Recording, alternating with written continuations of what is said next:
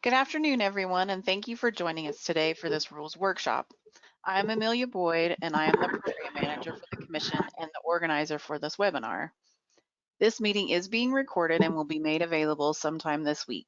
The documents which will be discussed here today are available in the handouts section and on our website, which is wmc.wa.gov.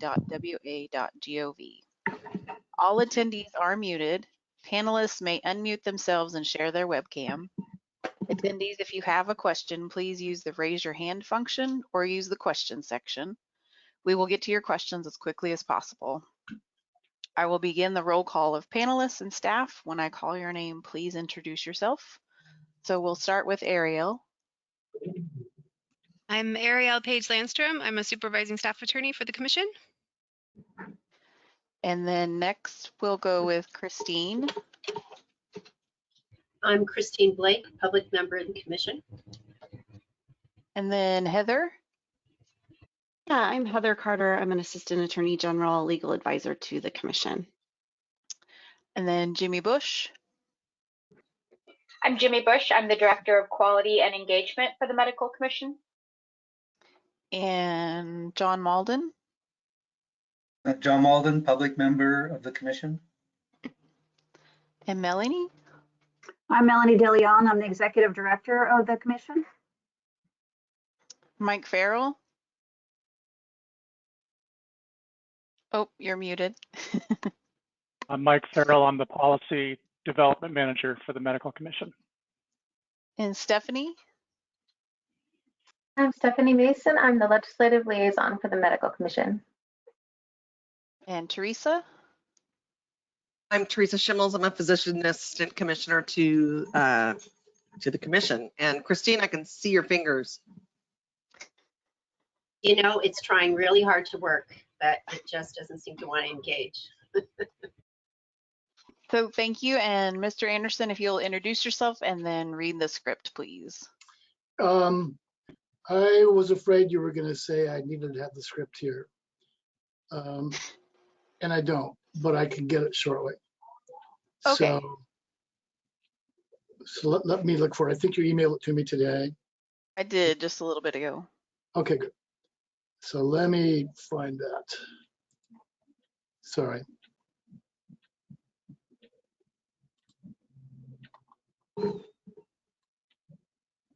That's okay, Jim. I think that most people understand that many of us have other jobs besides the commission work to do. Okay. And it's hard to sometimes get everything sorted out and get it ready when you're seeing patients and doing other things throughout the day. I know everybody is kind of in the same boat. Okay, Amelia, I see email, external reminder you're a panelist.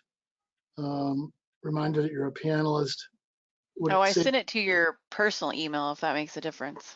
Oh, because I sent it so late. Not to my commission. Great. Let me just look that up real quickly. Sorry all for the delay. There we go. Perfect.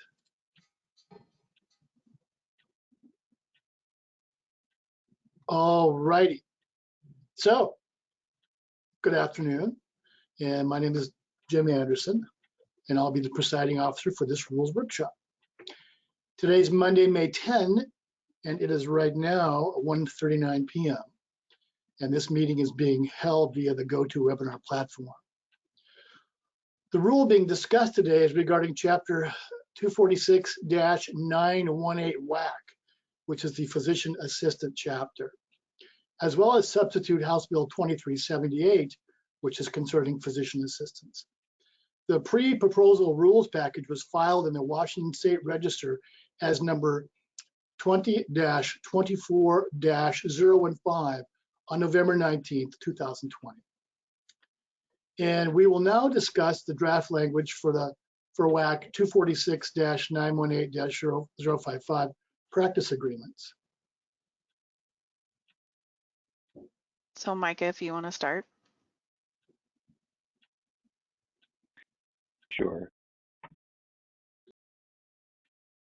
I'm sorry I have to blaze down here and get people nauseous. Okay, so in discussing this with the various stakeholders as well as our PA commissioners, I believe we've come down to some agreed language. I'm not clear where the work group is, or the workshop group is on items 1 and 2. So I didn't know if you wanted to discuss those or move straight to 3. I think really, to cut to the chase, my understanding is the only issue that came up where there was concern, which led us, in fact, to postpone voting at the last meeting of this group, was starting at number 3. That's my recollection. I don't recall any concern about any other items other than where number 3 starts. Sure. So in some discussion, we have taken under advisement some of the comments and tried to address aspects of that. So there was some language that is currently present in California suggested. We have adapted that to be more specific to the administration of anesthesia as opposed to doing surgical procedures that have involvement of anesthesia. That really wasn't addressing the issue that the law was talking about, as well as the amendment and then some of the concern. So you can see that on your screen now. I do have a rules question for either Amelia or Ariel. Once we get down to it, really just the question comes down to, do we need a clause 4 starting at this word here, the administration of general anesthesia or intrathecal anesthesia, because everything up to that is a general comment, and then the remaining aspects of it deal with the general anesthesia and intrathecal anesthesia.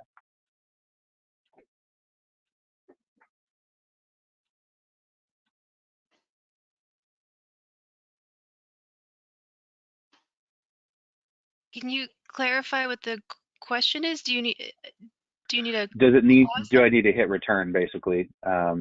Is it 2 different clauses? So from here to here is just talking about physician assistants may do procedures with anesthesia generally, not general anesthesia, and then starting at the word administration on down, this is addressing more of what the amendment was, which is general and intrathecal anesthesia issues. Okay, it'll be helpful for us to see the rest of the language, but an option would be Sure. to, up by 3, you could say 3A and then have a B. We do have A, B, and C down here. Oh, okay. Well, it'll be helpful to see the rest of the language, but you could also make that 4, but let's take a look at the rest of the language.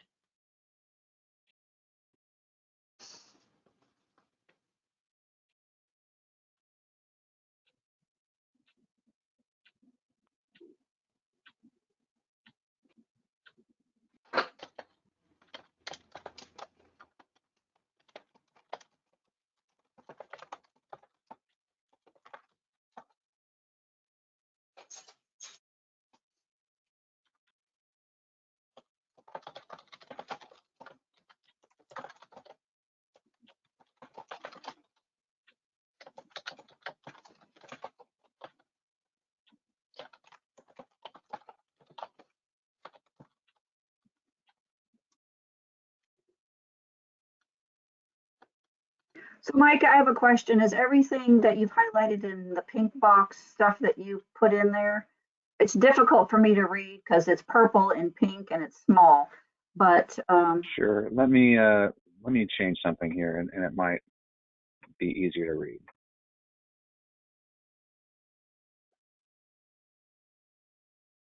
Okay, so that's with the changes accepted.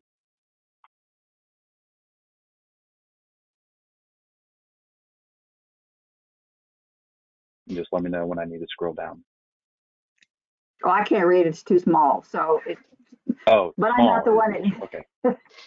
So this Right. is Heather, Heather Carter. I think, Micah, that adding a 4 where you sort of start talking about the general anesthesia, it would make it clearer, I think, and not lump Okay. those two together. I mean, I don't know that it's legally necessary, but I think it's makes it a little clearer that you're talking about something specific Okay. in that. All right. Well, in that case, let's, if it's okay with the panel, let's consider clause 3, and then once we're done with that, we can move to clause 4. I think clause 3 looks good as is right now.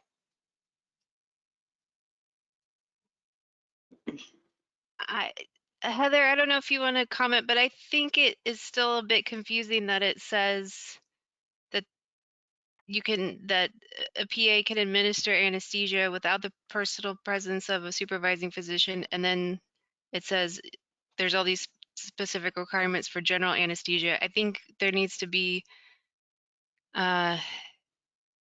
qualifying language probably in subsection 3 that probably says like maybe subject to subsection 4 of this section, or something that makes clear that anesthesia does not include general anesthesia or intrathecal anesthesia. That's the intent, correct? Yes. Yes, I believe that's the intent too. And I think what happened is we originally had procedural, we had stuff about procedure in here, and we changed the procedural stuff.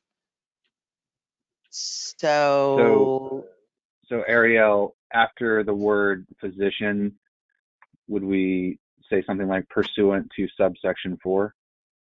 I would probably put it at the beginning of the sentence. So subject to subsection 4 of this section. Did I say subsection 4 or just put the 4? No, subsection 4 of this section. I agree, Ariel, that that's helpful in clarifying that it's not general up here.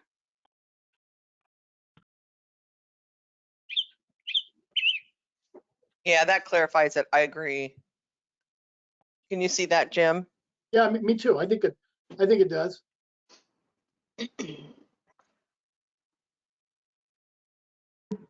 All right. Any other comments, or do we move on to 4? So we have several hands raised and 3 comments in the questions. So I will go through those. Okay. The first comment in the questions is the language in 3 begins by stating a PA can perform anesthesia without a supervising physician, and this needs to be changed, which I think you may have just dealt with.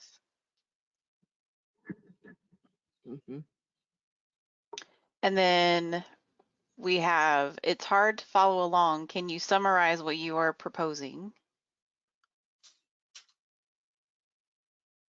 Maybe it would be helpful to read it.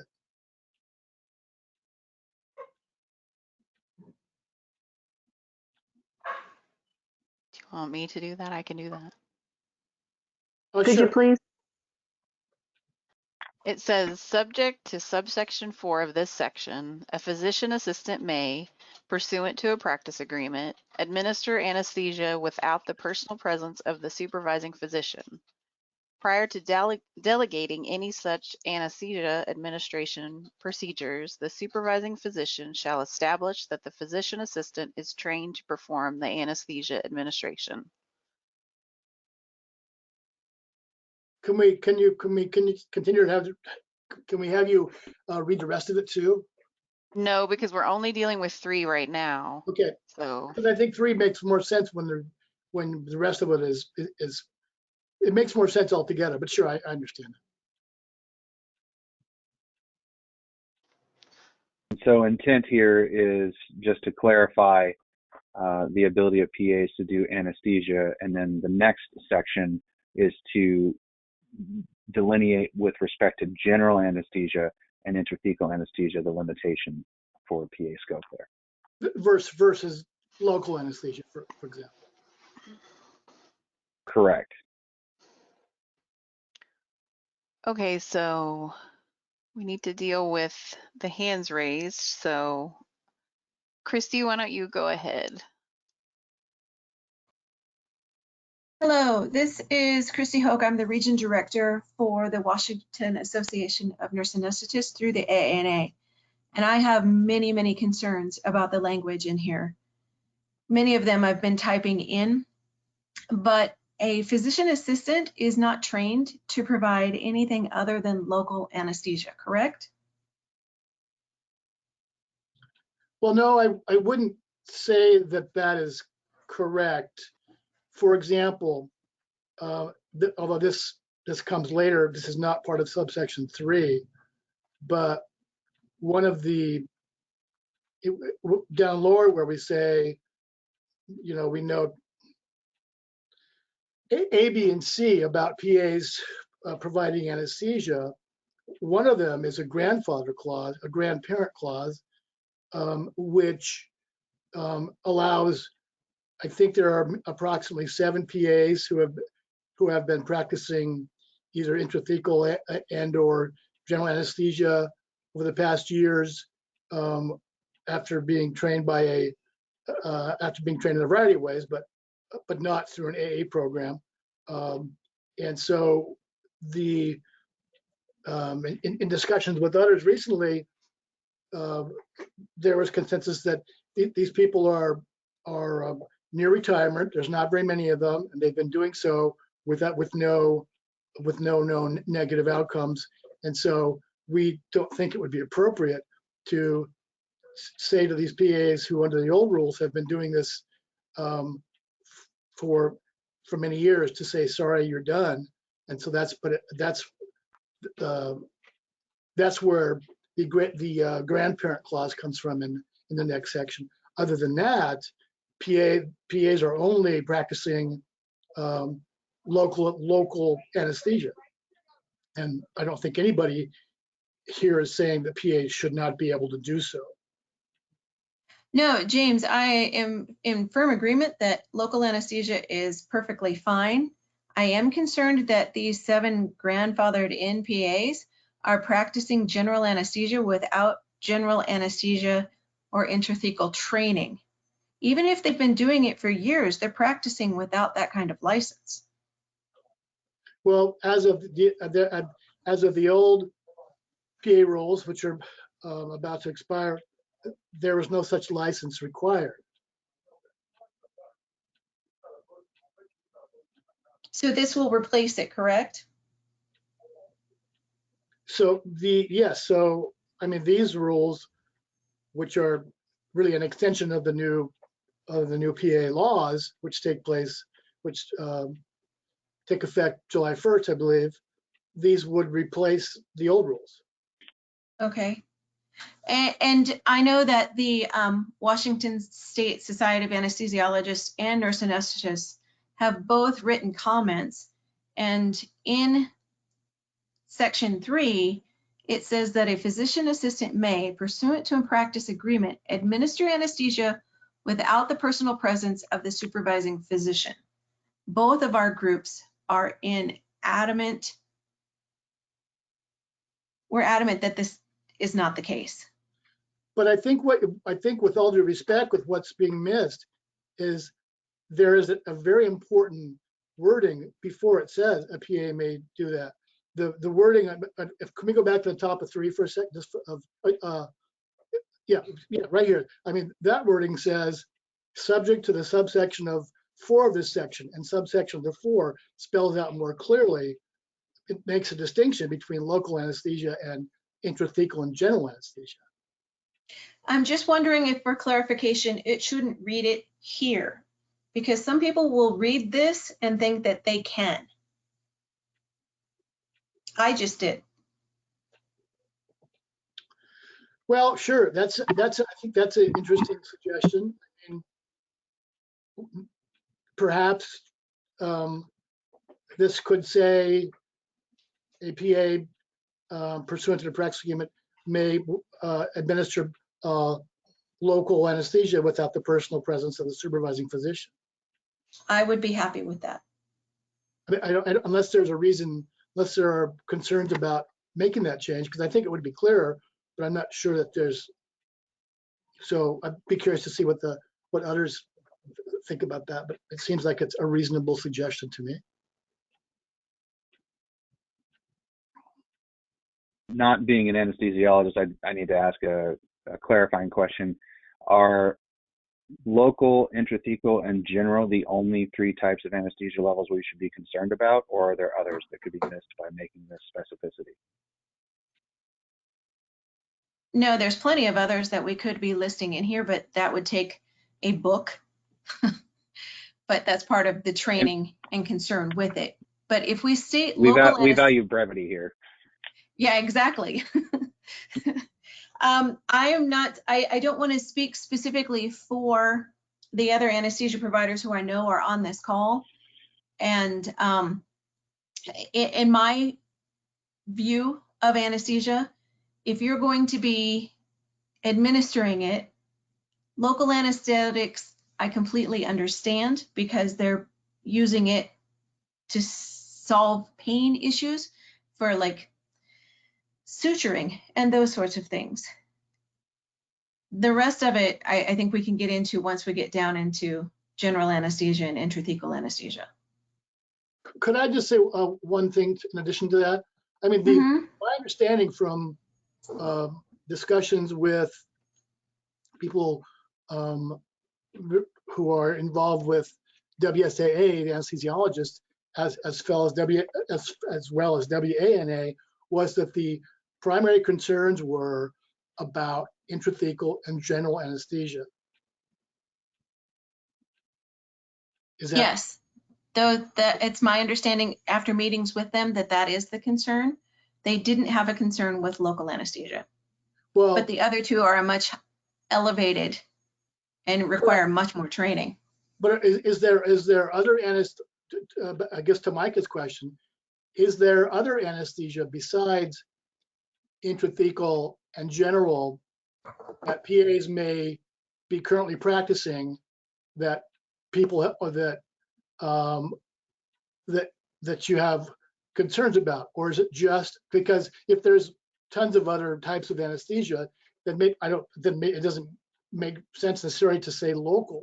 Maybe it makes more sense to say a PA may, pursuant to a practice agreement, administer non-intrathecal and non-general anesthesia, rather than saying just local. The only thing that we are concerned with here is that local anesthetics can be used for neuraxial blocks, and they're not trained in those either. Maybe we should ask the president of WANA. I know that she's on this call, and I'd like to hear her feedback on this as well. Ellen Krause Schaefer.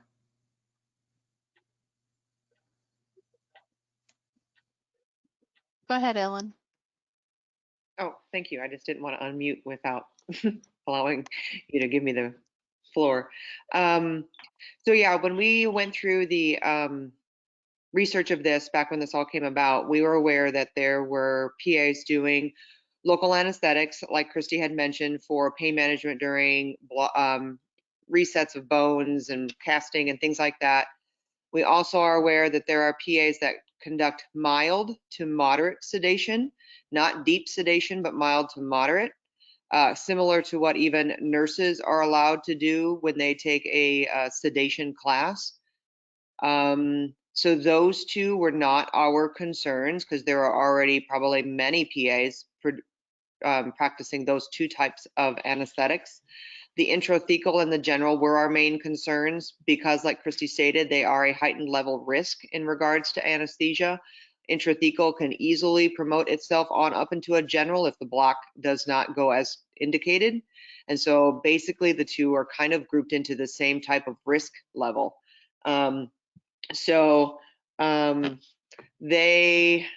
If we want to look at this agreement, I agree with Christy. I don't like the way 3 reads because it just kind of, to me, I read it the same way, that it allows any type of anesthesia. So maybe I would be more comfortable if we would delineate the mild to moderate sedation and local anesthetic into this, and then go into section 4 where we kind of sector out what is the requirements for education when they are going on to practice and do intrathecal and general anesthesia.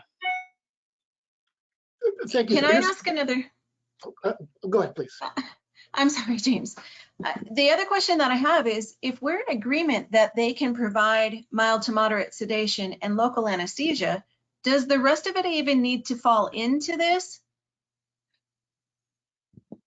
Well, the reason that there is language here about intrathecal and general anesthesia is at the Is because of the grandfather?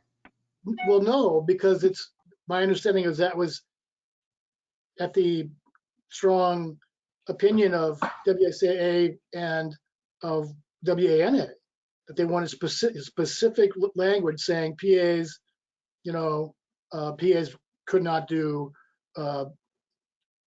intrathecal or general anesthesia. So that's why, I think that's why it's in there. In fact, I think when we talked about this the last time we met, there were some proposals to saying, why don't we just take this language out? And since PAs aren't, or pretty much aren't doing it anyway.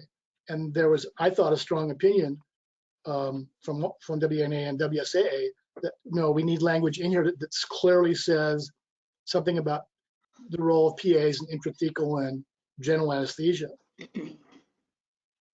Additionally, Mr. Anderson, that is what the amendment to House Bill 2378 specifies, is that the commission consider that just for those two levels. Yeah, I still, if WSAA and WANA, if you folks said, hey, just say a PA can do local and mild to moderate sedation, then, and not say, but they can't do this and they can't do that, then maybe that would be okay. But there still leaves the issue of, that's why I think it's, for me, when I think it's much better if we can look at this as a whole, because we haven't even seen the subsection 4 yet. And I think it's, this is not how people read it, I don't think. When I look, I have it on another screen on my computer. When I look at it all, I just see it all as one statement. And it's just because we're looking at it in this sort of unnatural way, which seems like unnatural to me as far as how people read things, in my opinion. It's misleading until we can see the whole document. It's hard to get it all on the screen at a size where it Yeah. can be read, unfortunately. Yeah. A suggestion though is that if Micah can email me all this language, I can put it up on a PowerPoint, and then we can I'll go ahead and unmute the rest of the folks who have their hand up, and you guys can continue discussing. So Amy, if you want to go ahead. Sure. Thank you very much. This is Amy Brackenberry on behalf of the Washington State Society of Anesthesiologists. And I just wanted to say, so Dr. Greg Terman was going to be on. I don't know if he's officially part of the panel or not, but he emailed and said he's having technical difficulties. So we're working on it. Yeah. Okay. All right. So this is a less than ideal way to try to have to do this kind of work, because it's just hard to sit here and look at all of the language that's being proposed. I want to say it's probably not accurate to say that the anesthesiologists don't care about the other types of anesthesiology. I think what we should focus on is what the legislature said. And the legislature, they specified the general and intrathecal anesthesia. And by carving that out separately in the enabling legislation, it was the legislature making the determination that general and intrathecal anesthesia, were different. And that's why we're having this conversation today, because they clearly identified that as separate from the other elements of the bill. And so I think it's neither here nor there whether we think that it should be more specific about that, because we really are just talking about what the legislature has determined should be subject to additional rulemaking. so I agree. I think it's confusing the way that this is written, subject to subsection 4, particularly because we can't see what that, I can't see what that says. So I wouldn't want to say, sure, we'd be fine with that. But I do think that from what I was able to see just briefly, there are some really concerning elements there that I think, the anesthesiologists are going to have objection to. So I think we would not say subject to, or pursuant to subsection 4, PAs can practice anesthesia because we don't agree with the elements of subsection 4. Can we look at subsection 4? James, can I Yes. interject here just for a second? My thought is, Who is I this? think that this is Christy Hoke. My thought is you guys are all about the brevity. And isn't it possible to just say PAs can do mild to moderate sedation, local anesthesia, need advanced training? Well, no, I don't think that even with advanced training, PAs should be providing intrathecal or general anesthesia. Couldn't we just say those 4 things and get rid of all the subsections? I don't think so, because I don't think what that would do would address what really I think is the crux of, for me, is the crux of this wording, which is subsection. But we've not even looked at that yet. Here we can see. Okay, here we can see everything. That's great. And so I had a lengthy and very productive conversation with Greg yesterday about all this and the wording, and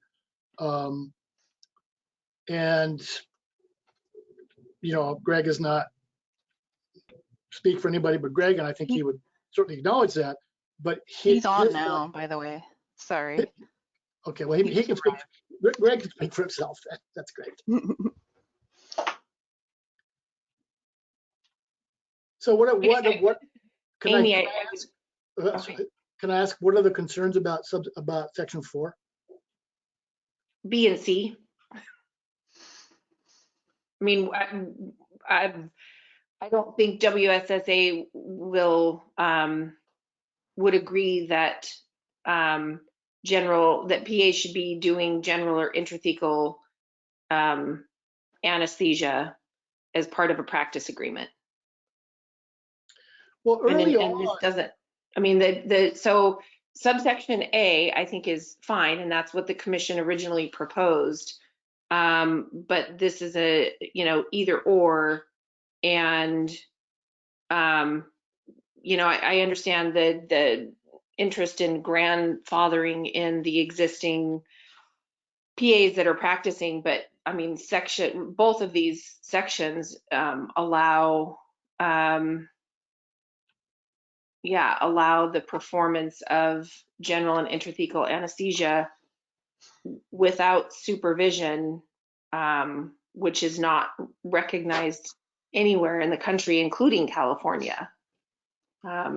That doesn't allow this. I'm sorry, I've got to correct your assessment on there. 4 specifically says under direct supervision of a supervising anesthesiologist. 4. Okay. Okay. Sorry. Hold on. Let me read it again.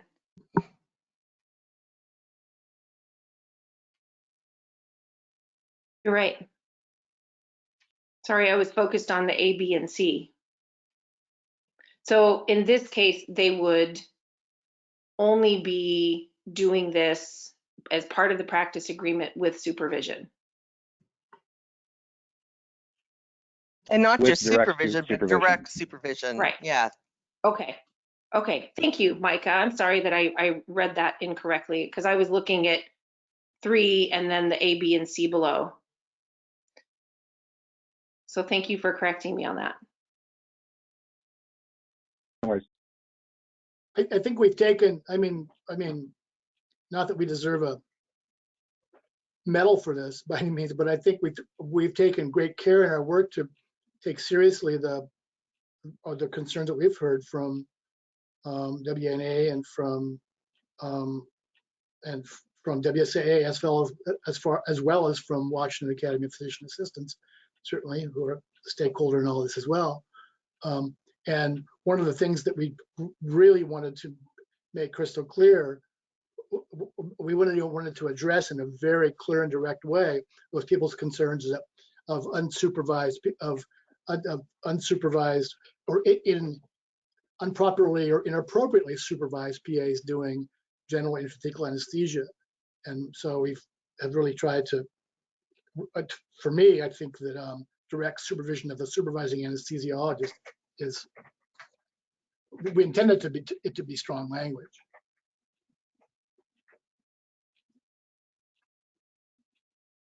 So we do I know still we've got a have bunch of other several. folks with hands raised.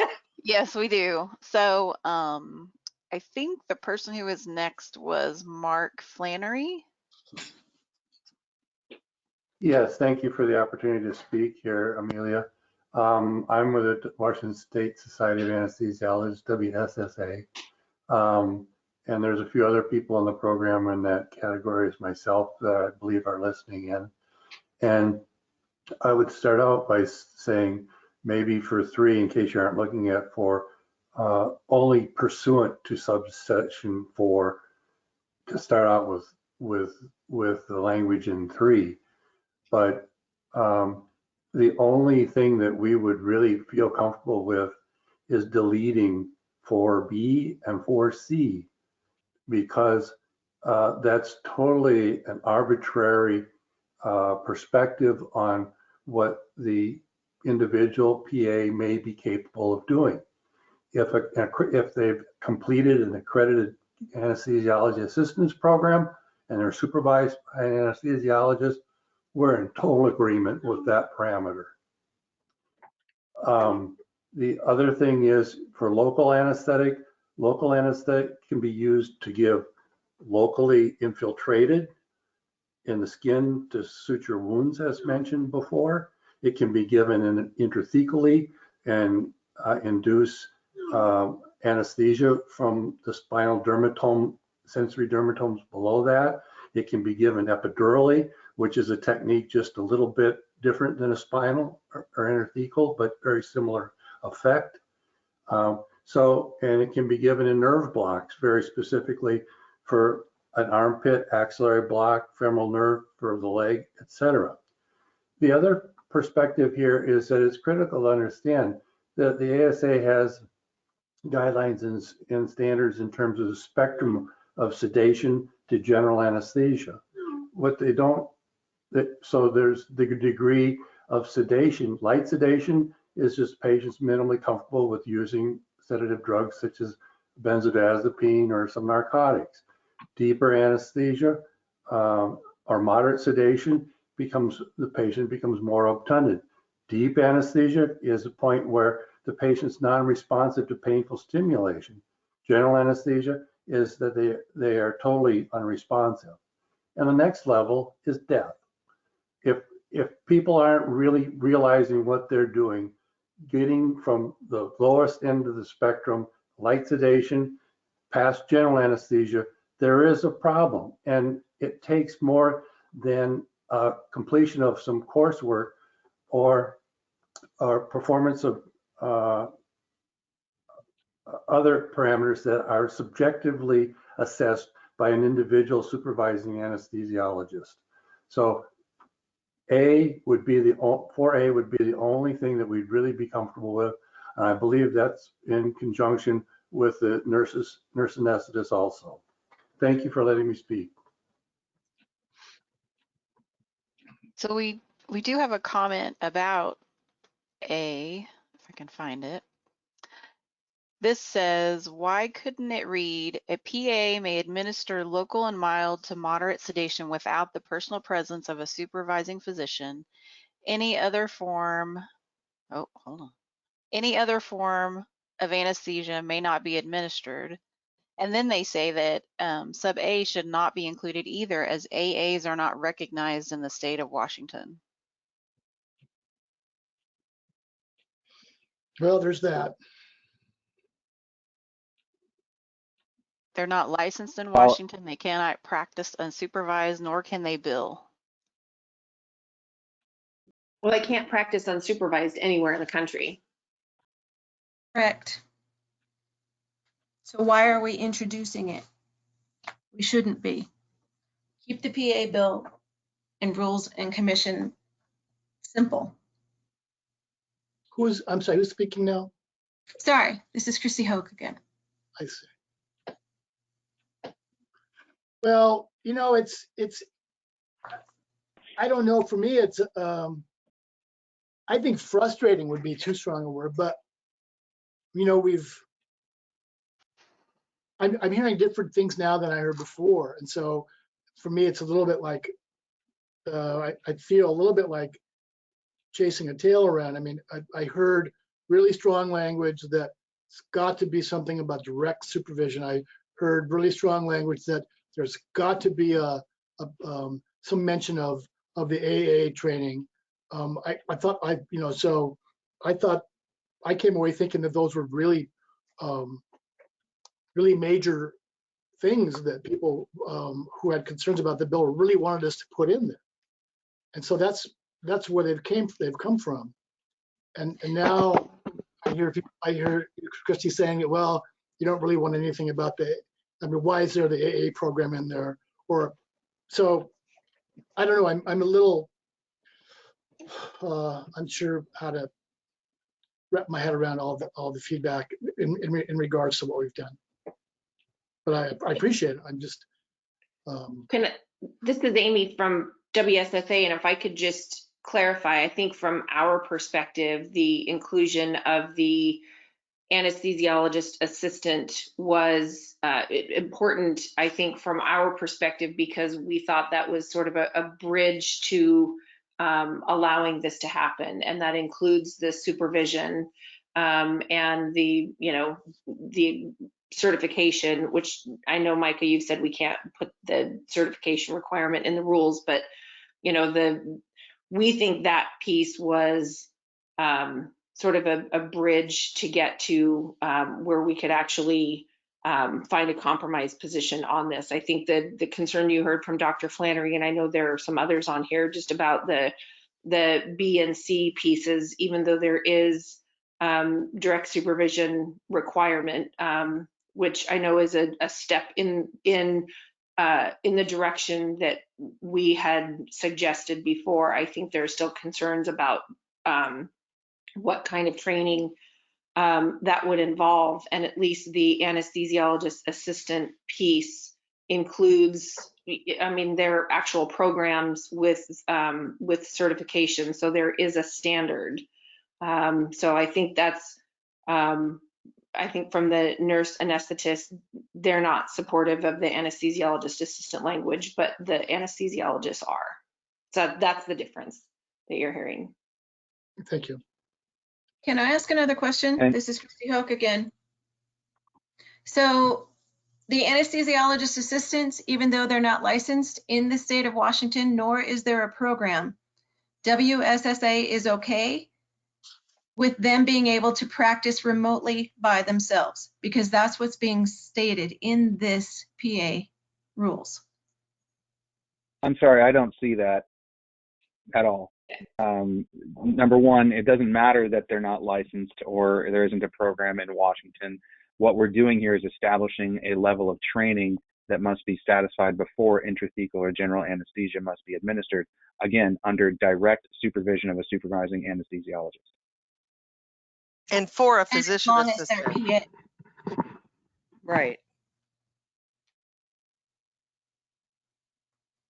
It could be much simpler. You're making it challenging. So Jim, are you able to hear me now? This is Greg Turman. Yeah, hey Greg. Yes. I'm sorry, I had to restart once I got the link. So I was able to hear, I just wasn't able to speak for a little while. So this is the baseline of training. This is the minimum requirement of training, as I understand it. The anesthesia assistant. It does not mean that it is acceptable to have the anesthesia assistants. I mean, that would require a different rule, as I understand, there is no anesthesia assistant in the state, as was pointed out. But this is the kind of the bottom level of training that would be acceptable, even under direct supervision. And that, you know, as somebody who does direct supervision of residents all the time and has to attest in order to bill to that direct supervision, that was kind of why I pushed you in that direction, Jim. And I didn't realize that there would be problems with that. Thanks. Thank you. So we still have 4 hands raised. So Stephanie, if you'd like to go ahead. Hi, can you hear me? Yes. Okay, great. Thank you. I'm Stephanie Young. I am the president of the Washington State Society of Anesthesiologists, and Amy Brackenberry is our lobbyist, as you have heard from her. Thank you for this opportunity for us to submit comments. On behalf of the WSSA, the anesthesiologists, we are very concerned with the language that we are seeing here. First of all, there is a lot of confusion under Section 3, talking about administering anesthesia without the personal presence of a supervising physician.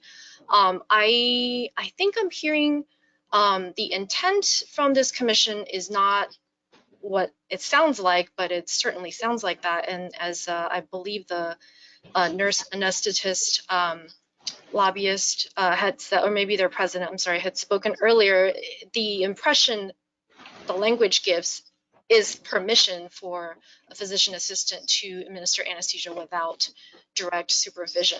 So we have strong concerns about that. And then under Section 4, I want to echo what has already been said by Dr. Flannery and Amy Brackenberry, that we very, very strongly oppose B and C under Section 4. B and C are, we are very concerned for patient safety.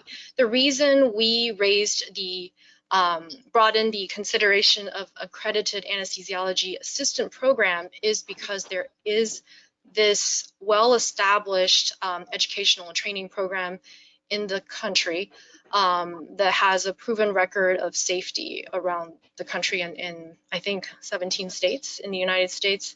And, you know, we're only bringing it up as a kind of a package for this is what it takes, kind of like what Dr. Turman was saying, kind of the basic level of training that someone needs to have to administer general and intrathecal anesthesia. And everything else in B and C really just are not enough for patients that we take care of. The other thing I did want to mention, also I've heard multiple times people have mentioned there are currently 7 physician assistants practicing under anesthesiology in our state. We have requested information on that since last year. We were not given any information about that, but from the best I could gather from the kind of very high level demographics report that we saw, so there are 7 PAs, 5 of them work in King County, and then there are 29 anesthesiologists who the report lists as supervising physicians to these PAs working in anesthesiology. I have never heard of, and none of us have ever heard of, a physician assistant giving general anesthesia or intrathecal anesthesia. However, I do know there are physician assistants who work with anesthesiologists in clinic, in pain clinic, or in pre-anesthesia clinic, or in the hospital doing rounds, post-operative rounds for pain service patients, things like that. And they are absolutely part of our team. And we absolutely welcome them to be part of our team and continue to be part of our team, but none of them, as far as I know, unless, you know, someone can provide proof otherwise, no one no physician assistant administers general or intrathecal anesthesia anywhere, not just in Washington State, but nowhere else in the United States. That is all my comments for now. Thank you. Thank you. And Melissa, if you would like to speak. Thank you very much, Amelia. This is Melissa Johnson. I'm the lobbyist for the Washington Association of Nurse Anesthetists. And I just want to also express our opposition specifically for 4B and C, and to address the anesthesiologist assistant program. I think our comments consistently throughout this process has been that the physician assistant needs to have either the training that a CRNA has or that an anesthesiologist has. So we have not agreed on the anesthesiologist assistant programs. I just want to make sure that that's clear. And then to the comment that was just made about how many and what type of anesthesia PAs are doing, I think this has been the frustration for all of us throughout the last couple of years. And I appreciate the survey that was done that identified these 7 physician assistants. But that's, to my understanding, that is just a survey that went out, a voluntary survey. That is not kind of a data-driven analysis of all the practice agreements that the state has on file. And so I submit that we don't actually know what PAs are doing in the area of anesthesiology at all. And so I think we are very concerned at C, this kind of grandfathering, because we don't know. And until we actually know what PAs are doing, what these practice agreements are saying, how many are there, I think it's really, that's been a challenge throughout this whole rulemaking process. Thank you. And then Chelsea, if you'd like to go ahead.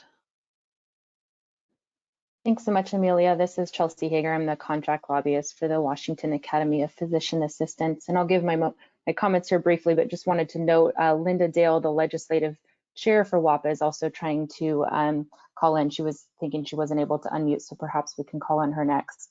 But just wanted to touch on a couple of things. I've had my hand raised for a little bit here, so I'll try and hit on a couple of different things that were mentioned by others previously. With regard to subsection 3 or section 3, we're supportive of that language. You know, I think when I read the language, it makes sense to me that you know, the personal presence is not required for certain forms of anesthesia, and that when you look at the language subject to subsection 4, you absolutely need to look lower and continue reading, and that subsection 4 gives you the appropriate guidance and is pretty clear that for general and intrathecal anesthesia that a supervising anesthesiologist would need to be directly supervising. And with regard to that, I think that's a pretty big departure from what we see in current law.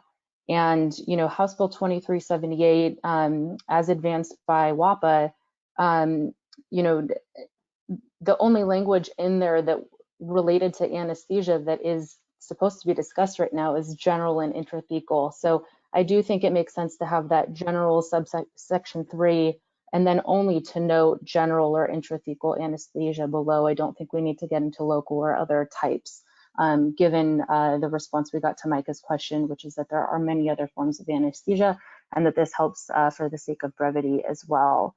And then I would just comment that, you know, section 4, 4B and 4C are important to WAPA. We, you know, since the beginning of this process have known that there are some PAs in Washington State that are identifying either through their primary or secondary form of care that they're providing, are working in the anesthesiology field, and believe that it's important that we do not prohibit any PAs who have been safely providing this form of care with no negative patient outcomes that are known to date from not being able to continue doing so in the future. So we definitely think that this grandfathering clause is important, as do we think it's important that a PA should be able to, in the vein of the kind of the general goal of PAs since they started practicing, to be able to receive on-the-job training and to do so to the satisfaction of their supervising anesthesiologist. So We do hope that section 4B and 4C are maintained in the final rule. I appreciate the opportunity to provide those comments. Thank you. Thank you, Chelsea. Linda, if you'd like to go ahead next. Okay, can you hear me? Yes. Oh. I will mute my phone. Can you still feel me? Huh? Yes. Okay. Oh, this is terrible. All right, I totally hung up on my phone, hoping you can still hear me through the computer. We can. Yes. Perfect. Okay. So I do feel that subsection 3 needs to remain, simply because some people reading that, if general anesthesia and intrathecal anesthesia are the only things mentioned, then a lot of people will assume that if it's not mentioned, we can't do it. And so if you use subject to subsection 4 of this section regarding general and intrathecal anesthesia, that might help clarify. But if we don't keep something about other types of anesthesia in the rule, I could be answering many providers who say, what's happening? We can't do anesthesia anymore. Because again, many people feel if it's not mentioned, we can't do it. And I do want to echo Chelsea as far as subsection 4 is concerned. We have always worked with supervising physicians who've always delegated tasks and treatment plans, et cetera, to us when they feel we are ready to do it. And so if that anesthesiologist is comfortable with our coursework or training, and they are satisfied that we can handle an advanced type of anesthesiology, then I think we should be able to do it. Subsection 3 or C, I'm sorry, needs to remain because we do have PAs who are doing anesthesia, and granted, we don't know if they are actually doing general or intrathecal, but we don't want to prohibit them from doing this. And there's precedent throughout Washington state law where this has happened in the past, where there have been foreign medical grads who practiced as PAs when the profession first began, and we had them grandfathered in until they retired. I just feel like we cannot stop our PAs from providing this very important service by suddenly changing their laws underneath their feet. So thank you for recognizing me, and I will have to call back in so I can hear you now.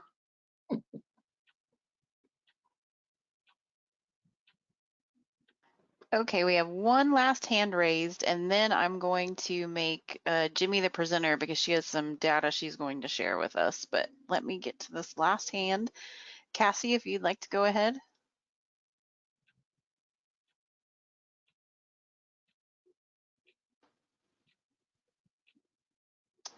Okay, I think you can hear me now. Thank you Yes. very much to the commission for allowing me to speak on this topic. My name is Cassie Gabriel. I'm a physician with Columbia Anesthesia Group. I'm also a board member with the WSSA. And I would just like to make some comments. You know, anesthesia is different than all the other fields in medicine. It requires both intellectual and physical skills. Sometimes one, sometimes both at the same time. And these skills are what keep people from dying within even 1 to 2 minutes after they've been given medication. It's much more pronounced of a risk. Anesthesia has a very strong track record on patient safety. We spend a lot of our research on improving patient outcomes and ensuring that there's safety. And that's why I believe that to this day, PAs don't practice anesthesia. They can't just switch specialties, like for example, from family medicine to ortho, to pediatrics. Anesthesia has kind of been separated from that, and there's a reason for that. And it is this immediacy and danger, potential danger to a patient if you don't have the physical and intellectual skill to address emergencies. I think everybody probably, anesthesia is sometimes a little bit of an enigma, and people don't really understand exactly what happens during an anesthetic, a general or an intrathecal. But they just want to wake up at the end, you know, and not remember anything. And we do have PAs. They're called AAs. That's basically kind of the way I think of that, is we have our own specific training program for PAs, which is the anesthesia assistant. But that's kind of, in my mind, the background of why PAs don't practice anesthesia. And I feel very strongly that we need to hold them to the same standards. Same with nursing. Nurses can't just switch into anesthesia, even though they can go, you know, they can do pediatrics, they can do family medicine, they can be an internal medicine, but they can't just go to anesthesia unless they receive specific training as a CRNA. And we respect the care team model. We love the care team model. We think it's safe and effective for our patients. And so we are asking that the commission please hear our plea for ensuring that our patients remain safe in the state of Washington. Thank you very much for your time. Thank you. And now I will make Jimmy the presenter.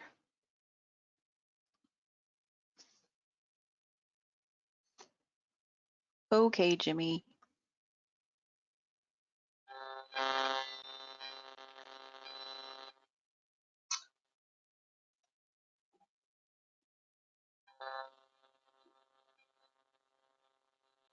Hopefully Jimmy's there. I'm here, sorry. It's taking a second to register. I apologize.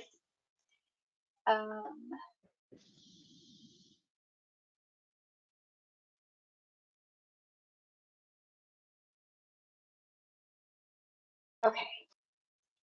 Everyone can see my screen, right? I can, yes. Mm-hmm.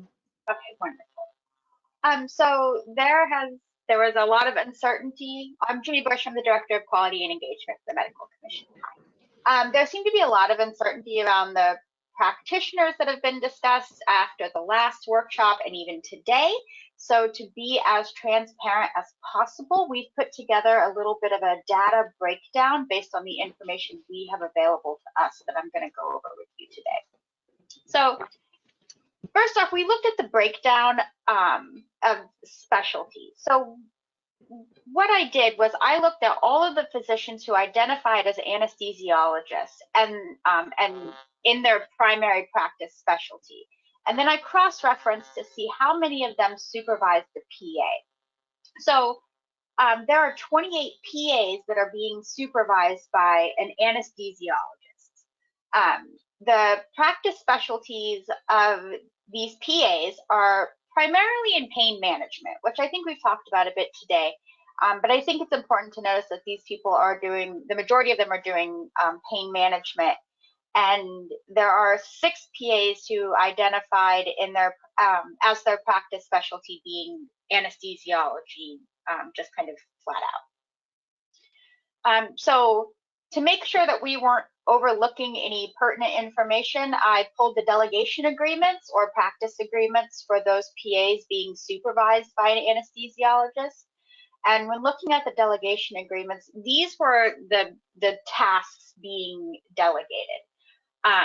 The majority of them are performing histories and physicals. This includes patient consultations and evaluation and management of patients.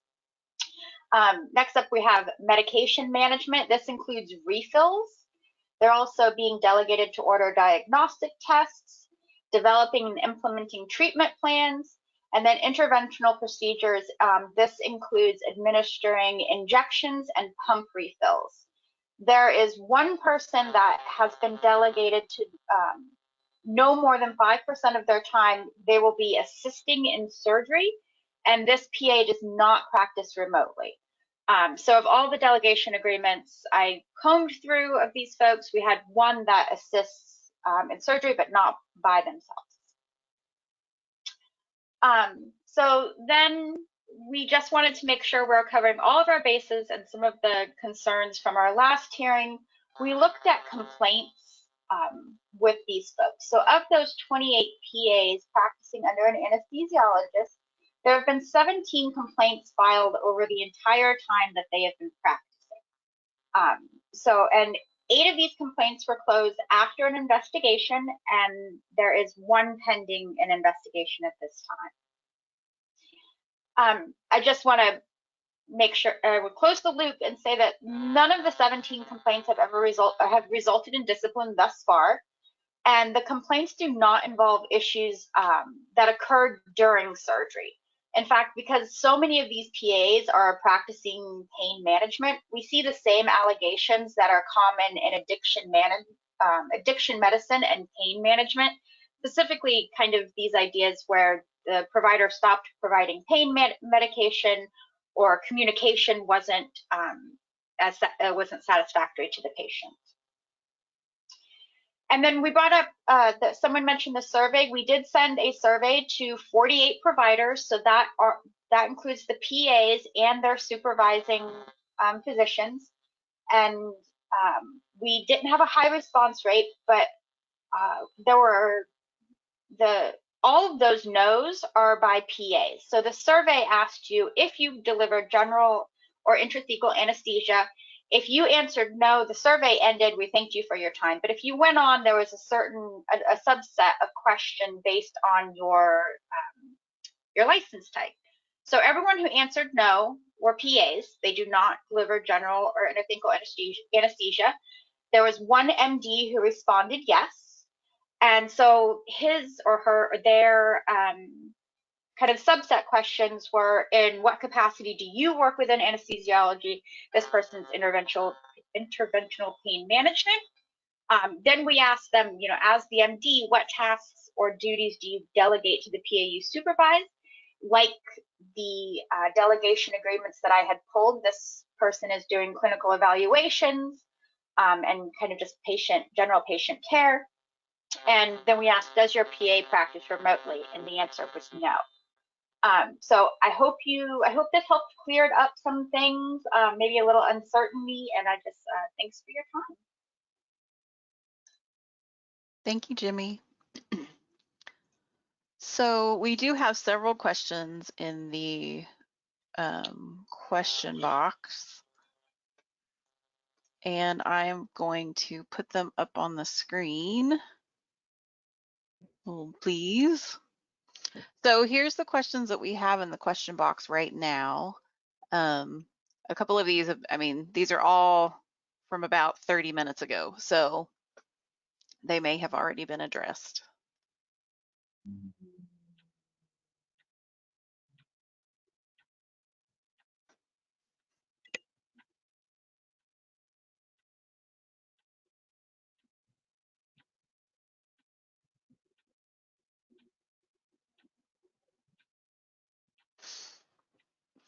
So I guess my question is,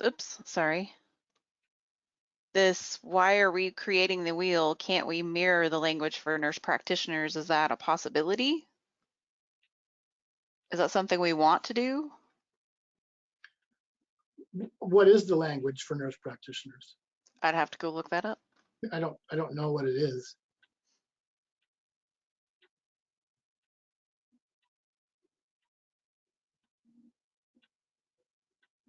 Does whoever wrote that question have that information? If so, could you raise your hand?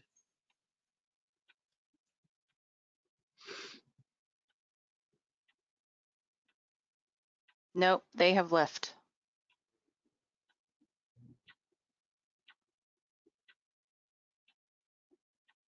Well, it says they have left, but.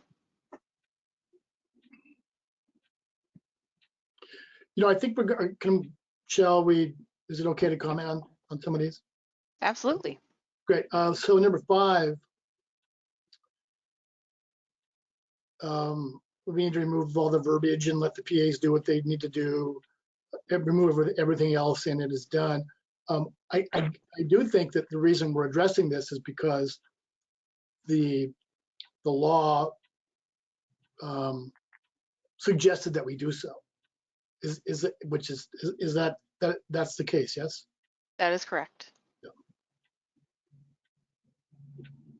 So the reason we're addressing it is because we feel bound to do that based on the laws that created this rules group.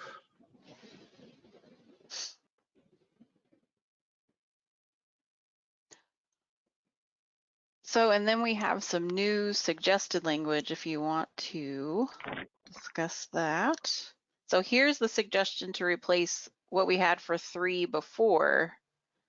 And it just says, pursuant to a practice agreement, a physician assistant may administer anesthesia except the types of anesthesia described in subsection 4 of this section without the personal presence of a supervising physician. Can you put that back on screen, Amelia? Yeah, we don't see that, Amelia. Sorry, I paused it because I don't want to like. I know, that's okay, we get it. Make everybody scroll sick.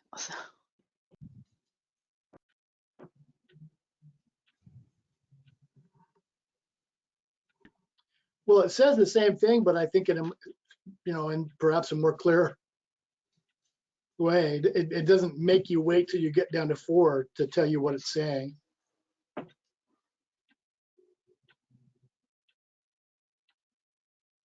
I think the only difference is just in number 3, right? Correct. I don't have a problem with this language that I can think of. Micah, what do you think about this? It just kind of takes what we had before and wordsmiths it down. Working with the people I do, I'm used to people wordsmithing me and making whatever I try and come up with much clearer, and they're usually very successful at that. And that's why I picked on you. Ariel, what do you think?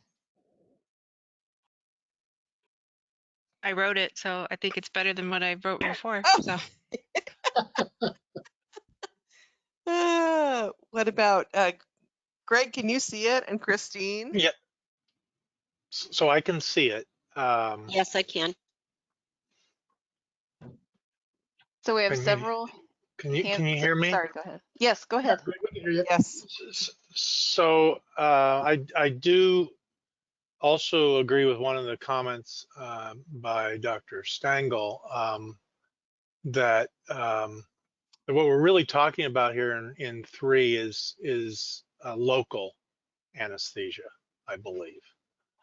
I would, even though administration of general anesthesia and intrathecal anesthesia is concerning, I guess the question is, there's local anesthesia, that is infiltration of local anesthetics, but then there's also regional anesthesia, where you take a big bunch of local anesthetic and you stick it near a big nerve, which usually goes along with a big artery or vein. And so you certainly have a risk of local anesthetic toxicity, and it requires, real anatomy and physiology and pharmacology and training to, 1, put it in the right space, and 2, know what to do if it accidentally gets in the wrong space. And so there's no regional.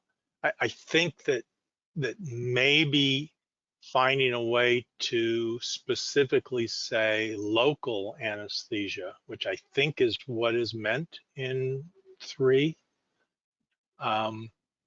is the best way of making it clear what it is that you want to say that PAs can do without direct supervision, because I think that's what the panel is thinking, but maybe I'm wrong on that. But at the moment, then anesthesiologists would be able to do regional anesthesia, femoral blocks, brachial plexus blocks. And I'm not sure that at least I would be comfortable with that without a certain amount of training, as exemplified by an anesthesiologist assistant program, for instance.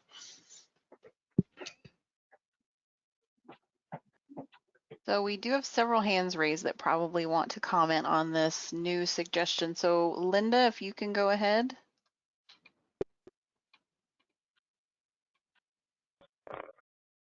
I'm hoping you can hear me. We can, yes. Okay, good. So again, we don't want to put a lot of things in rule that PAs have been doing for years with training and education. I think about some of the students who come to me who are military medics that know a lot more about this type of thing and receive the training than what I do. And their supervising physician would have checked them out on whether or not they can do those types of things before they allow that duty to be delegated to that PA. And so I respectfully ask that we don't do anything in this section 3 that would prohibit the PA from using their education and training that they've received, either before PA school, during PA school, or after. I think of, again, of the many different procedures that PAs have learned to do after PA school at the bequest of their supervising physician, and they are helping with cardiac procedures and many, many other procedures that this panel would not even think about right now. Because again, this is the profession that was built on the ability of the PA to learn from their precepting physician to assist and help that precepting physician to survive in their practice. I keep thinking of the rural sites that would be without many physicians if the PAs haven't been trained subsequent to graduating from PA school in order to do some of the procedures to relieve the burden on the physician.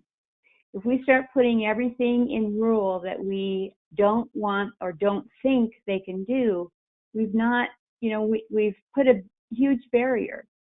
And I just hate to see that happening here. This bill was just to remove some barriers.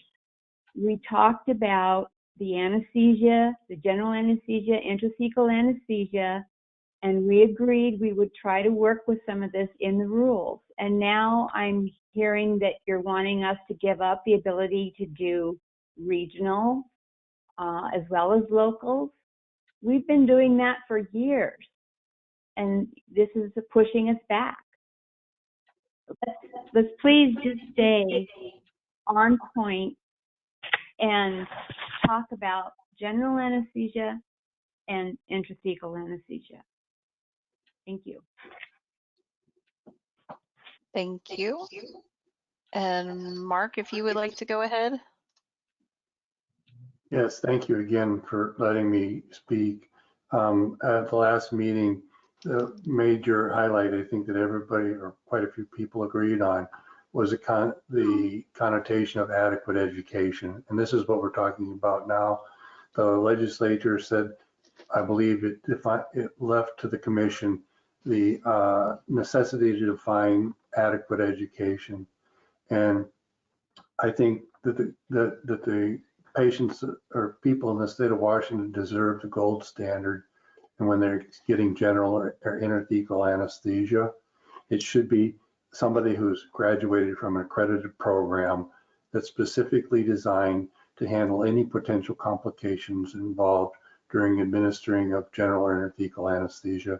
And it's just not safe to allow, I believe, people to be certified on the job that by one or two individuals that say, we think you're doing okay, go ahead and solo when you need to. So that's my main concern. Thank you. And then Ellen, if you would like to go ahead.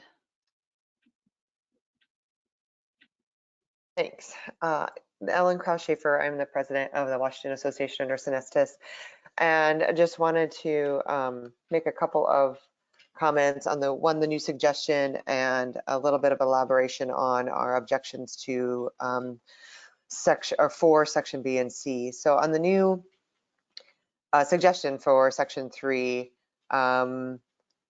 it is a step in the better direction. I appreciate delineating out, but there is a point where I agree with, I believe, some of the other anesthesiologists who have spoken in regards to that this is referring just to local anesthetics. In regards to sedation, that is a continuum that can change relatively quickly and unexpectedly. So to maintain mild to moderate, even mild sedation can continue into a moderate sedation, which can then go on to a continuum of a deep sedation, which was defined earlier, where the patient is unresponsive to any painful stimuli, which means at that point you are closing in on what basically would be what we in anesthesia define as a room air general, where airway and physiological components start to change drastically. So even though 3 is a little bit more now specific to what we were looking for, specificity, I think, and true delineation would be a better read. And then in regards to section 4B and C, my objection to B, and I speak for all, I believe, probably the anesthesia providers on this call, the completion of coursework or training is way too open and way too varied. There's no way to guarantee what types of training and that it would be consistent. Anesthesia is very specialized, and as you've heard today, can change at a moment's notice. And without having a very specified training that is equal for all those that would provide this type of anesthetic, it's opening a door to too much variance. And we are a profession that is highly not only scrutinized, but take very seriously our patient safety component. And having providers that do not have consistent training and the exact same training provides a dangerous cliff. And we've seen through your previous presentation, it does not appear that there is much out there for general intrathecal PA anesthesia being provided by PAs. So I don't see the need for C at this point. I believe that. Thank you for allowing me to have comment, and I believe that is enough for me for now. Thank you. And next we have Cassie.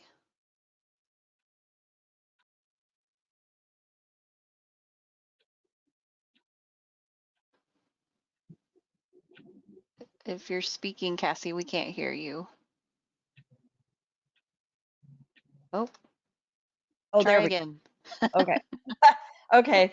I apologize. I actually took my hand down because the 2 previous commenters have actually done a pretty good job of expressing my concern, you know, particularly with B. I just feel strongly that the legislation was pretty clear and that this was a little bit different with regards to general anesthesia and intrathecal anesthesia, and that the commission needed to look at that, which I think we're doing. But I definitely think we need to take out B because it needs to be standardized training, accredited training. It's there for a reason, to keep our patients safe. And I don't think that anybody here would say that a PA can't give local anesthetic, local anesthesia rather. It's not really even considered anesthesia in the way we're talking about. So I don't want to get kind of lost in the weeds with that one, but anyway, I won't take up any more of your time. Thank you. Thank you. And Chelsea, if you'd like to go ahead. Sure, and I can be brief since Linda Dale just spoke, but just wanted to highlight that I do think that the revised section 3 is improved, and I think it's clear. I do also, to echo Linda's comments, think that it should be non-specific. The law required the commission to consider specific language regarding general and intrathecal anesthesia and not others. And if local and regional anesthesia are being safely administered in Washington state by PAs, and the law did not require the commission to delve into the education and training associated with those forms of patient care, then we shouldn't be doing so here. So I think Section 3 is now clear and it appropriately directs us to look to Section 4 for general and intrathecal anesthesia guidelines. And, you know, Jimmy, I really appreciate the work that I know that needed to go into getting that information from PAs in Washington state. We've certainly tried to do our best to try and find out exactly what type of anesthesia is being administered by PAs in Washington. You know, and to just respond to a former person's comment, I do think it's still important to keep subsection 3 or C, because that was not a 100% response rate to that survey. So while we might not have any PAs in Washington state who are doing general or intrathecal anesthesia, we don't know for sure, and we shouldn't take away an opportunity for a PA who's been doing so safely, as we saw from the lack of disciplinary actions that have been taken. So with that, I appreciate the continued conversation and continue to support B and C remaining in the rule. Thank you. And then we have Amy. Hi, thank you. This is Amy Brackenberry again, and I just thank you, Chelsea, for the comments that you just made about legislative intent. I do think that if we go back and focus on the words that the legislature put in the bill, you know, the pieces around which they clearly wanted additional attention were on the general and intrathecal anesthesia. I think the changes to subsection 3 are good. But I think if we're just focusing on the general and intrathecal anesthesia, I was actually going to say that the survey results showed that we probably don't need B and C because nobody's doing this. But I understand Chelsea's comment that there wasn't 100% response rate to that. I just think that you know, looking at this from a patient safety perspective and wanting to be sure that you know, if someone is being if someone is being anesthetized, that the person doing that work has received the level of training and education that is, and they're having that direct supervision from the supervising anesthesiologist is, I think, the gold standard for patient safety and patient care. And I think the commission should be approaching it from that perspective. How do we make sure patients are receiving the best possible care? And I think that, you know, subsection A, having them complete the anesthesiologist assistant program does that. But I think I would just go back and say again, the practice agreement or coursework and training is not that gold standard for patient safety. Thank you. And then lastly, we have, we have several new hands raised, but next up is James Stengel. Thank you. I'm Dr. James Stengel. I am a practicing anesthesiologist in Tacoma, Washington, and I'm also a past president of the Washington State Society of Anesthesiologists. I would echo what Amy has said, and I would like to just say that I think that both the anesthesiologists and the nurse anesthetists who are participating in this discussion would agree that for us, patient safety is paramount, and I think that that's why we.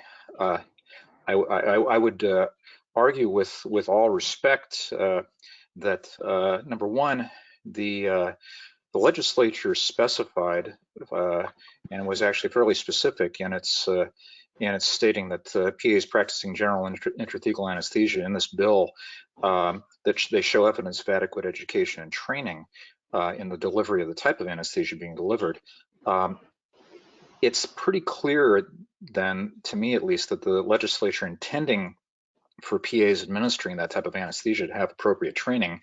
And as has been said by a number of my colleagues and by Amy, that level of training really is tied up and seen to be the level of training of an AA, and at least as far as a physician assistant goes. And as I think probably my colleague, Dr. Yang, stated earlier, but I'll just reiterate that the federal government doesn't recognize PAs as anesthesia providers in the same sense that CRNAs or anesthesiologists are. And that federal regulatory language is very specific, that at least from the federal standpoint, especially for billing purposes, it can be only administered by an anesthesiologist or other qualified physician, a CRNA or an AA. So I think in some respects, with all due respect to the commission, in the realm of patient safety, I think that you can't be too specific. And I appreciate the opportunity to comment. Thank you. And then we have Stephanie, if you'd like to go ahead. Hi, this is Stephanie Young again. I'm currently the president of the Washington State Society of Anesthesiologists, and I just want to add to what many commenters have said. First, there is legislative intent in the law that was passed in 2020 that separated out the practice of anesthesiology from other specialties of medicine. You know, we and the nurse anesthetists do agree and feel very strongly that anesthesia, for the safety record that we now have, we paid pretty high prices for it over the decades. It has been a very unsafe type of medicine. And because we take very careful approach to administering anesthesia, in this case we're talking about general and intrathecal anesthesia, with our very rigorous training, that is the reason for our safety record, and that is the reason both WSSA and the WANA are here today, really taking a stand for patient safety. And you know, this training for anesthesia does need to be further defined according to the law that was passed last year. And in my mind, it's somewhat parallel to the fact that ARMPs do not practice anesthesia, the CRNAs do. In this case, physician assistants do not have the specific training in anesthesia, much like ARMPs do not have anesthesia training, hence they don't practice anesthesia either. And of course, that is what we're here to talk about today. And again, I want to say that, you know, thank you very much, Jimmy, for that presentation, digging deep into the data that you have for PAs currently practicing in our state.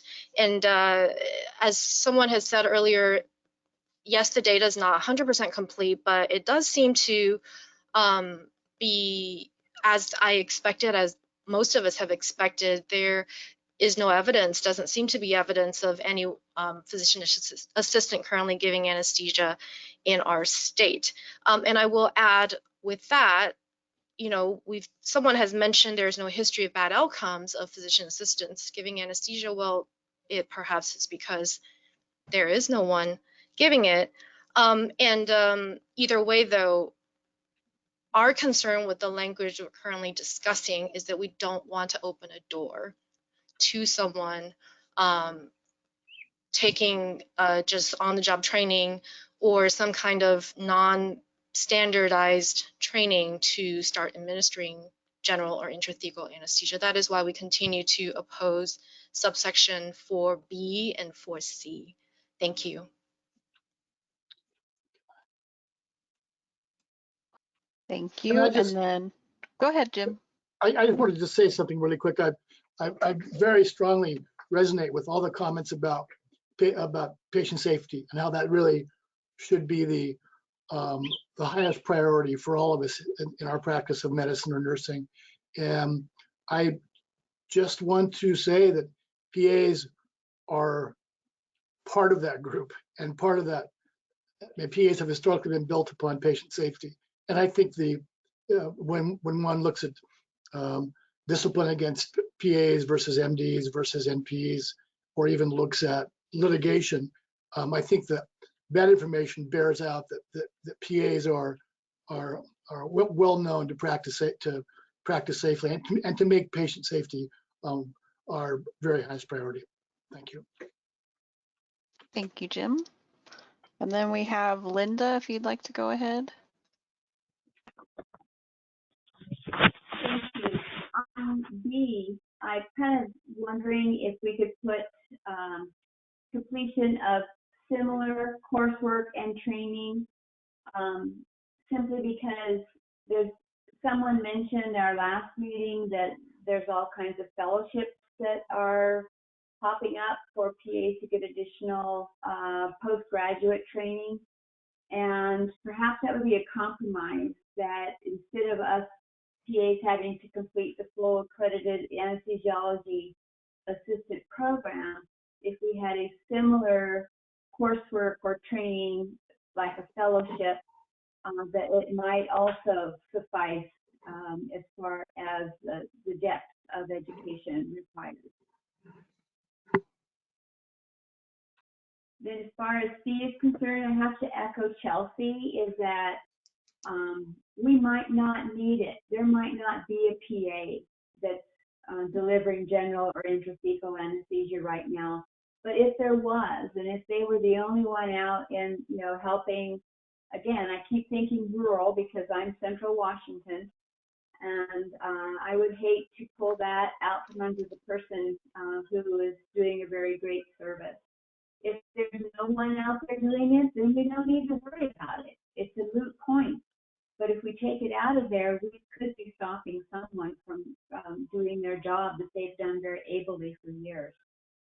So again, maybe we can compromise on B, just to allow maybe a future development of something like a fellowship, or something along that line, and not only saying we only have to go to an anesthesiology assistant program, because again, that's limiting us. We don't know what's happening in the future. So thank you for recognizing me and allowing me to speak. Thank you. And then we'll go ahead and have Deborah speak. And I know that Cassie, you also have your hand raised, but when Deborah's done, we're going to talk about what our next steps might be. And then we'll get to the rest of the hands raised, and then we have several comments to deal with as well. So Deborah, if you'd like to go ahead.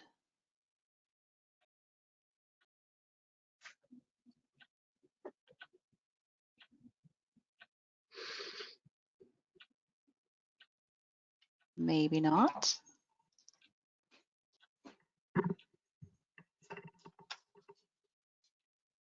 Okay, maybe not. So real quick, so you have some options with this rule. We do have several comments to go over. They're all related to this, this part of the bill. So you have some mandates in this bill that we have to complete the rulemaking. It's actually supposed to be effective July 1, but obviously we won't complete this rulemaking because we're only in the CR 101 stage, which is the pre-proposal stage. So my suggestion is that since the bill does not require you to do rulemaking for this particular piece, that you peel this off, do your own 101, a separate 101 just for this piece, and that we can move forward with the rest of the chapter. Because the rest of the chapter's already been approved by some members of this panel and previous workshops that we've had. So the only point of contention we have with the chapter is this one piece.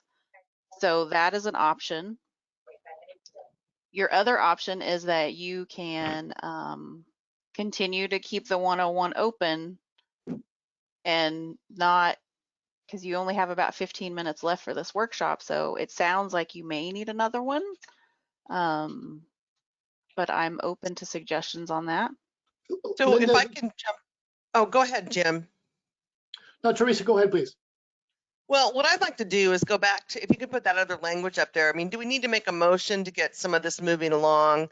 Because I'd like to make a motion, if that's appropriate, to accept the new language in number 3.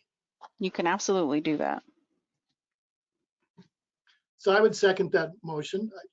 It seems to me that's something that everyone here is relatively comfortable with. And I agree.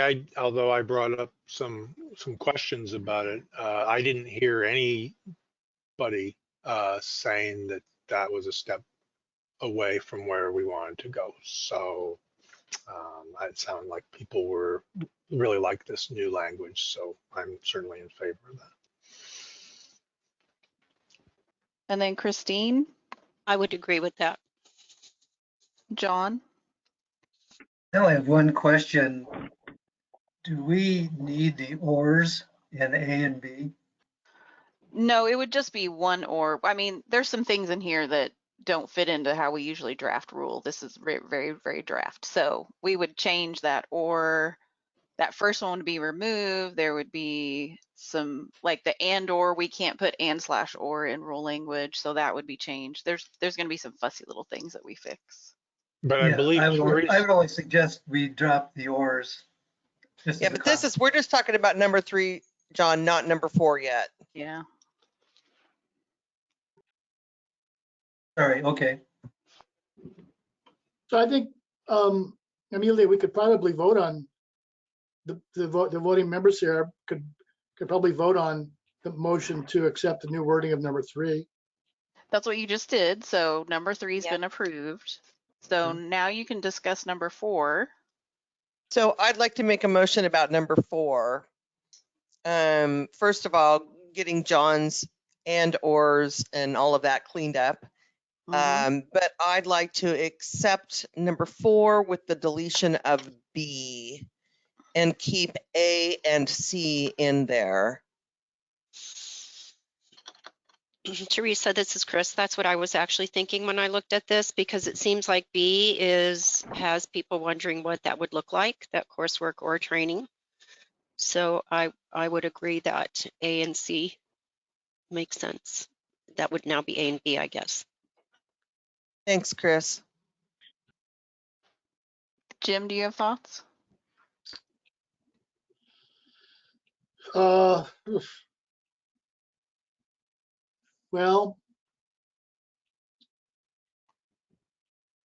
I'm wondering if there are any of the people who have spoken today who have concerns about getting rid of B.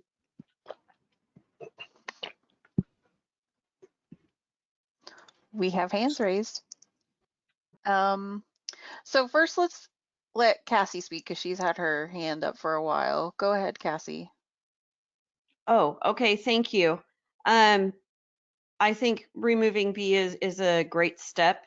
I would also add in number 4, I know we've sort of talked about this, but regional anesthesia should be added in there to number 4.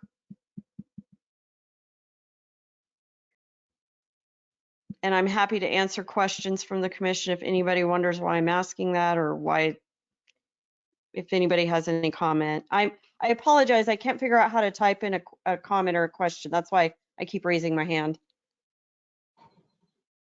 No worries. So what are your thoughts, panel, about adding in regional?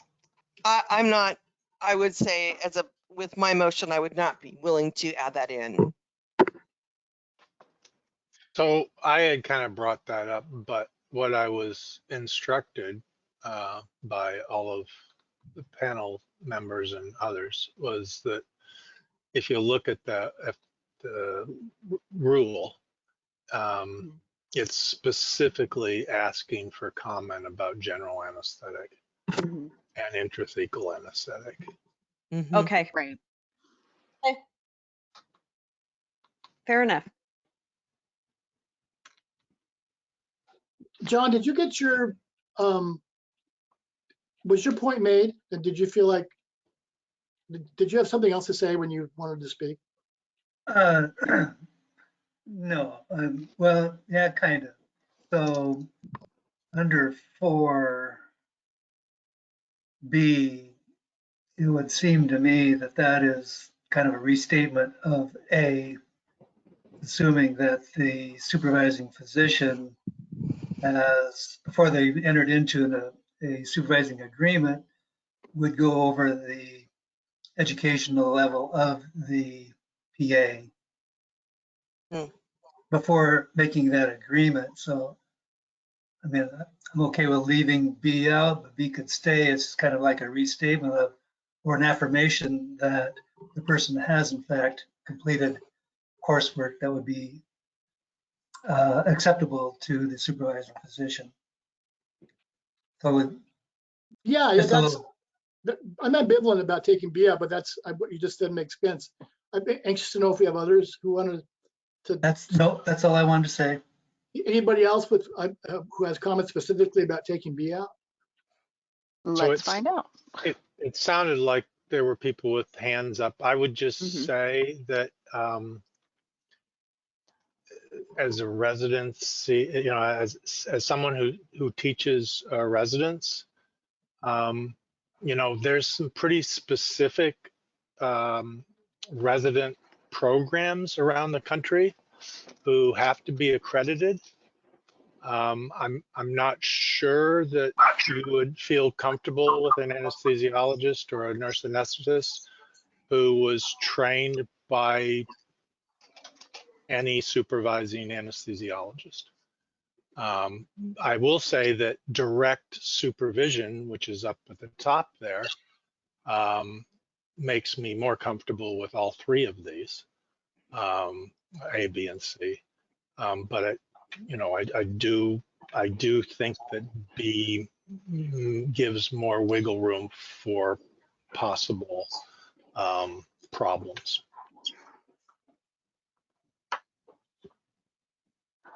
Okay, so Chelsea, if you'd like to go ahead.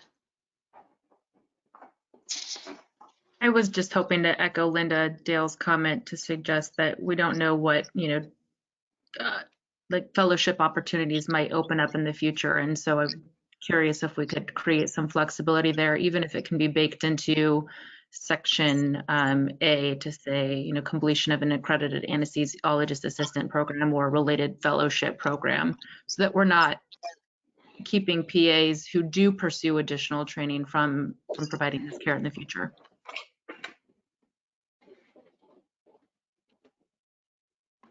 Thank you. And then Christy, if you'd like to go ahead.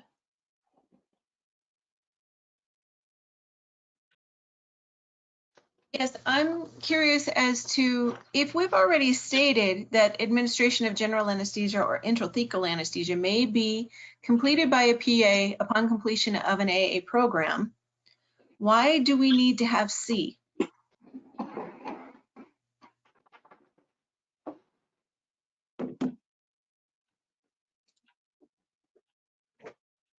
This is your basic grant. This is your grandfather clause. This is for the one or unknown folks that are out there and possibly already practicing that we're not aware of. It just seems to me like in the presentation that there are none of those out there. And so I believe that those, and excuse me for interrupting you, I believe that those were ones that had responded to the survey, but not necessarily, and Jimmy can correct me if I'm wrong, but I thought that that was the ones that had responded to the survey. So we don't know if we're missing someone somewhere. And remember, this is going to be prior to the adoption date. So somebody's going to have to be doing this between now and July 1st, or they're not going to be able to do it after July 1st. And as I understand it, Jim, the current rule is that a practice agreement has to be approved by Washington Medical Commission. So anyone who between now and July 1st decided to add this to the practice agreement, unlike after adoption, before adoption, it requires Washington Medical Commission approval. Is that correct? That's exactly my understanding. Right, good point. Teresa, this is Melanie. Jimmy's data, she looked at all anesthesiologists that had PAs. So the survey and the number of delegation agreements are not the same. We know how many delegation agreements we have. It was the survey that where everybody didn't answer. So I just want to make that distinction. Thanks, Melanie. So Amelia, in the absence of any other people who want to speak about specifically B, if there's not anybody else, then I think I don't want to put this off till some other time and to another one-on-one or whatever. I think we're close to being able to make a decision now, which I hope in my heart of hearts addresses people's concerns and has some sense of compromise in it. We do have at least two folks who want to talk about B. But we do need to wrap it up pretty quick though, right? Because we're getting up at 3:30. Well, we can go past. I mean, it's better to go past because we've got to get the other part of this moving because the rest of the chapter is done. So Well, we've got to.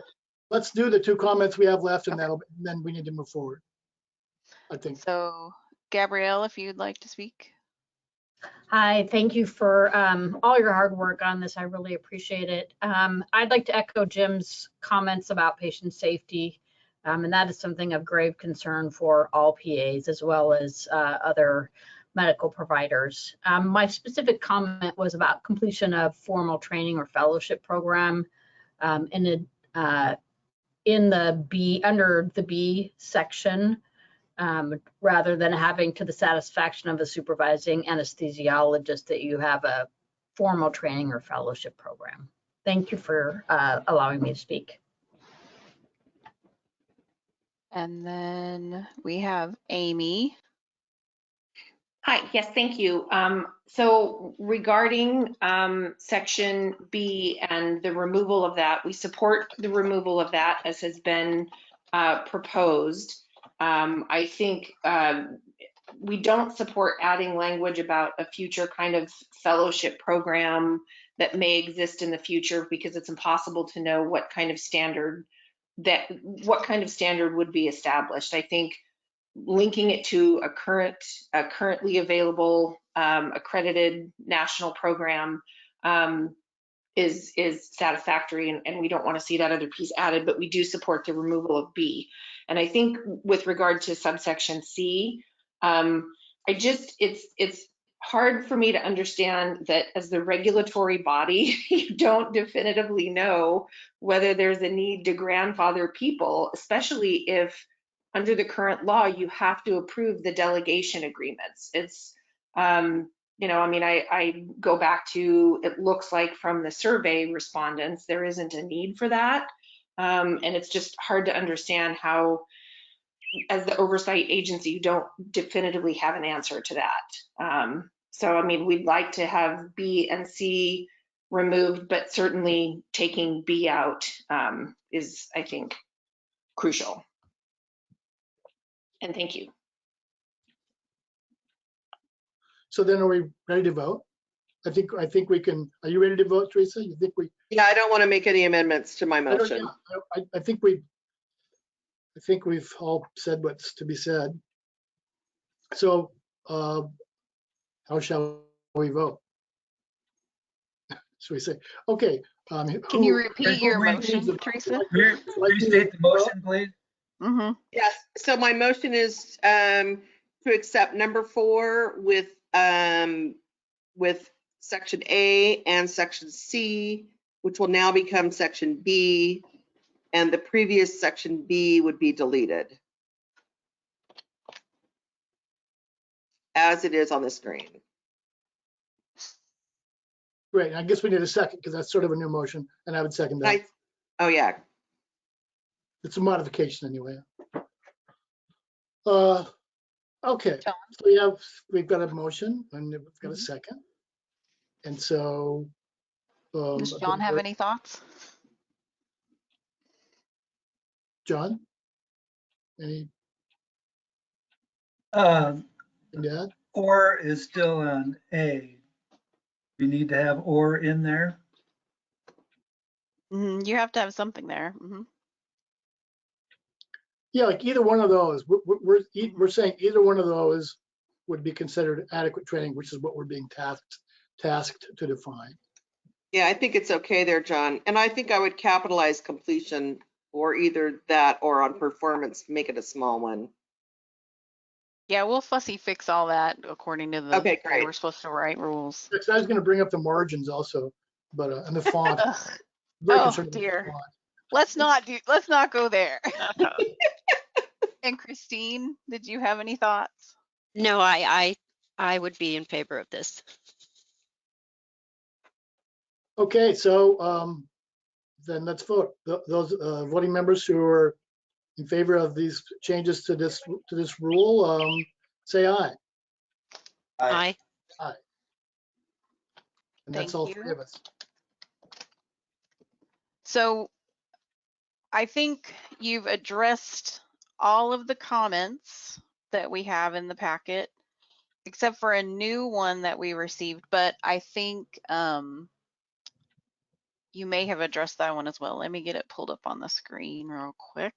It was a letter from... I need to take two. I'll be right back. Okay. In fact, let's see.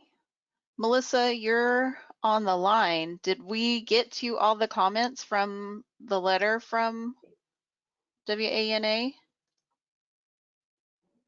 Yes, I think our comments, I think we've talked about all of them, so appreciate that. Thank you. So there's nothing else you'd need to address then? No, I mean, I think we appreciate that the on-the-job training piece was removed. I still think we have concerns about both A and B at this point, but we've talked about all of those. Okay, thank you. So then all the other comments were really similar. So I think you've dealt with the rest of those. Cassie does have her hand raised, so I'm going to go ahead and recognize her so that she can speak. And she's the last one with the hand raised. Oh, okay, I apologize. Again, I can't seem to make comments. My last comment would be, I thank the commission for getting rid of what was previously B.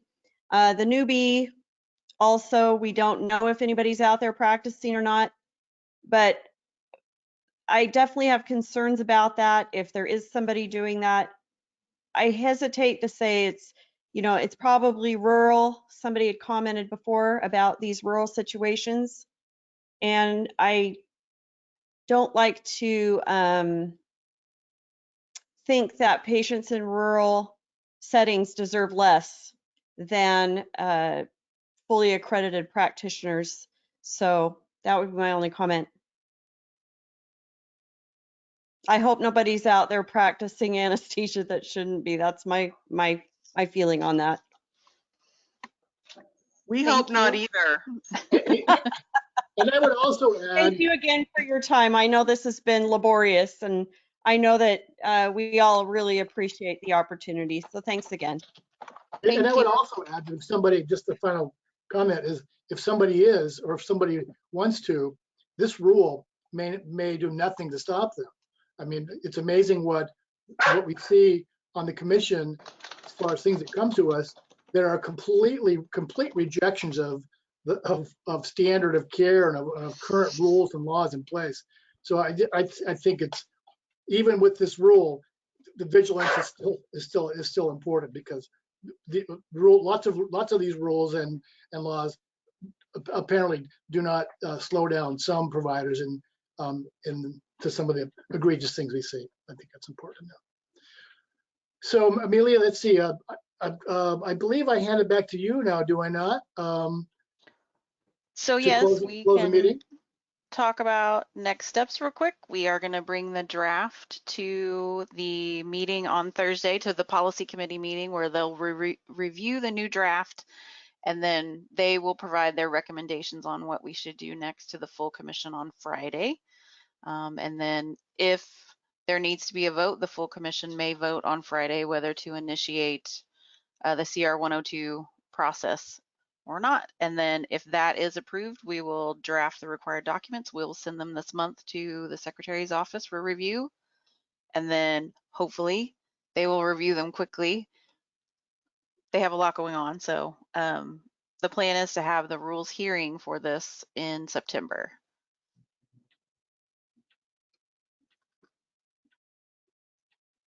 And that Did is we it. have any other changes that we needed to talk about today? No, today was only about this subsection. It was Okay, only good. about that. Okay, excellent. Great job, team.